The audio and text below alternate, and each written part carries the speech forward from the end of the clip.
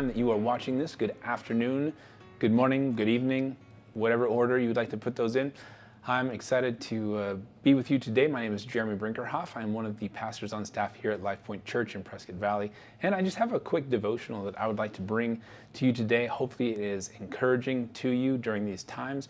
And hopefully it also spurs something on in you about taking the word that God has given us so graciously to provide life to us and being able to spread that life to others. So I just want to read out of Psalm 104. This is verse 16. It says, "The trees of the Lord flourish, the cedars of Lebanon that he planted." And I was reading a devotional just this morning, and it had to do with this very verse about the trees of Lebanon.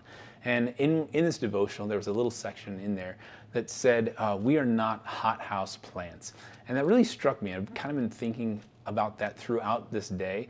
And it's really true. We continually think of ourselves as being sheltered, as being in this place of kind of everything is very much in its place. The temperature is controlled, the humidity is controlled, and we're growing in this perfect environment.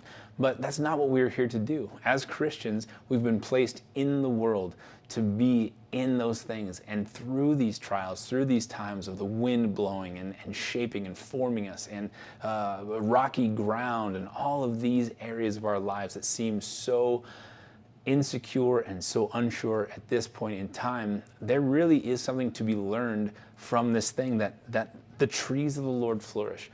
We look in nature, and some of my very favorite trees grow on the coast of California in Monterey, and there's a Monterey cypress tree there that is incredible, mainly because they have so much character. There's so much to these trees that is unique, and each one is different as it just grabs onto the rocks of those cliffs. And they've been through everything. They've been through storm after storm after storm, and salt water that just pounds them day and night. But that's what makes them so incredible. And they have an incredibly long life as well. And then you look at the redwood forests, which are not too far away from that very spot. There's giant sequoias that are in the mountains there of California. And they've endured fires. They have charring on the side, and they're towering. And it's just amazing to look at these things and know that no one's watered them. No one's gone there and given fertilizer or pruned or trimmed. And they are majestic. And they have really just an incredible amount of God's magnificence displayed through their power, through their beauty. And we can look at our lives and know that God has promised these things for us.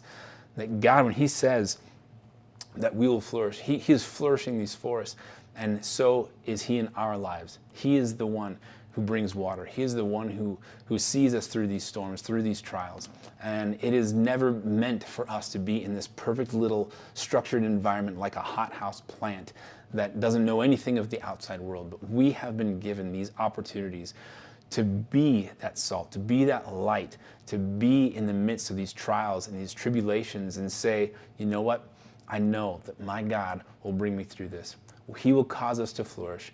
He will bring water in its season, and he will plant us beside these deep streams and these deep waters so that we can continue to produce fruit, to produce this beauty, and to be sort of this evergreen in times where it seems like all the other trees are diminished or not flourishing. So we can stand strong on his word, knowing that he is the one who plants, he is the one who grows, he's the one who waters, and we are in this spot for such a time as this. Thank you so much for joining me today. We are reading through the Bible as a church. You can check out the link below for the Bible in 1 year. It is an awesome source of encouragement as you read through his word, and there's a devotional there as a part of that every single day. I hope to see you Sunday. We do have 2 services in person, 9 and 11 a.m., and we are also live streaming our 9 o'clock a.m. service. So hope to see you either in person or online. Thank you for joining me today.